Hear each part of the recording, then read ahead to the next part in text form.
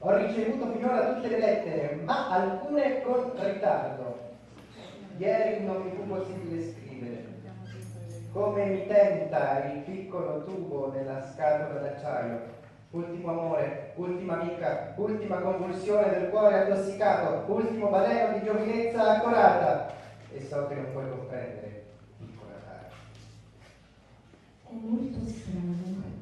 Stamani, quando sei passato, ero felice di vedere quanto la mia presenza alla finestra ti era gradita. Non ho potuto sporgermi perché avevo freddo e la mia toilette non aveva fatto molti progressi da quando ti avevo scritto quelle righe. Carissimo amico, ti ringrazio moltissimo per gli squisiti frutti canditi, per la buona cioccolata e soprattutto per il tuo gentile pensiero. Mi dispiace molto che le tante sere non ti vediamo a San Vidal. Spero che tu possa venire a pranzo domani sera. Sono lietissimo delle buone nuove di Francia. Ti saluto con affetto. Ugo. Certo, Ugo è stanco d'aver tanto suonato e non avrà voglia di suonare ancora. Ti assicuro che le serate non sono molto belle per Ugo. Io sono sempre triste e certamente poco divertente. Dolce piccola e dottissima amica. Forse è arrivata una lettera a Cervignano, ma non l'avrò se non domani. Domani manderò anche questa mia alla posta, laggiù. Ha ricevuto i telegrammi da Cervignano? Ha ricevuto la mia lettera di commiato? Ieri ero piena d'angoscia ed ho suonato i preludi di Chopin, ma non hanno saputo calmarmi. Da quando sei partito non ho più cantato.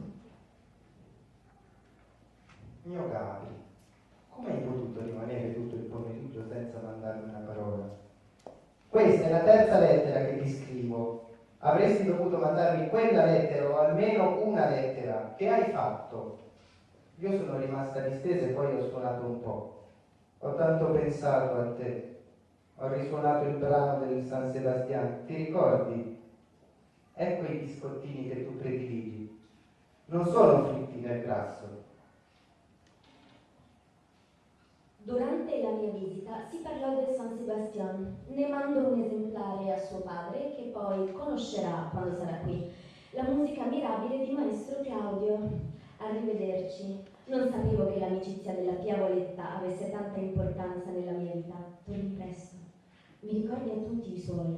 Le bacio le mani. Il suo Gabriele D'Annunzio, 22 dicembre 1918. Dopo la prima vostra lettera non è giunta nessun'altra. Il mio soldato ripartirà il 24. Spero che me ne porti una. Grazie. Come mi tenta il piccolo tubo nella scatola d'acciaio. Ultimo amore, ultima amica, ultima convulsione del cuore addossicato, ultimo baleno di giovinezza accorata. E so che non puoi comprendere, piccola cara. Se le leggi meccaniche e la povertà dei nostri mezzi non si opponessero, rimarrei sempre in aria, sempre nel cielo ostile. Quando la vita comune mi riprende, soffro e madilo. Le sirene continuano a dare gli allarmi vani.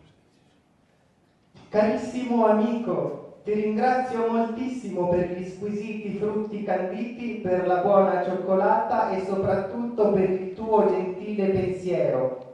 Mi dispiace molto che da tante sere non ti vediamo a San Vidal. Spero che tu possa venire a pranzo domani sera. Sono lietissimo delle buone nuove di Francia. Ti saluto con affetto, Ugo. Cara piccola, ieri sera Renata non mi disse di aver promesso che saremmo venuti, altrimenti